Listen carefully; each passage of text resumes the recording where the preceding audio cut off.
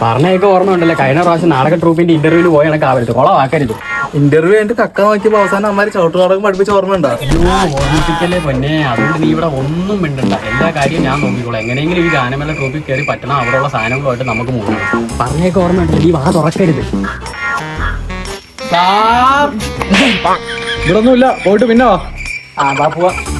നീ നമ്മള് ഗാനമേളയുടെ ഇന്റർവ്യൂവിന് വന്നില്ലേ? ആ ശരിയാന്നല്ലേ. അയ്യോ, ഞങ്ങള് പത്രപരസ്യം കണ്ടിട്ട് ഗാനമേളയുടെ ഇന്റർവ്യൂവിന് വന്നേണേ.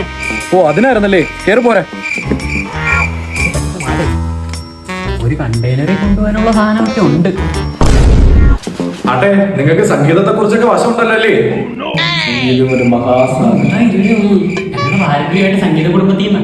ശാസ്ത്രീയ സംഗീതത്തിലാണോ അതോ സിനിമാ ഗാനത്തിലാണോ താല്പര്യം കൂടുതൽ? ഞങ്ങള് പാരമ്പര്യമായിട്ട് BTS ആർമിയാണ്. ഓ, പട്ടാളക്കാരോടെ പാടിയിട്ടുണ്ടല്ലേ? നമുക്ക് പറ്റിക്കടാ.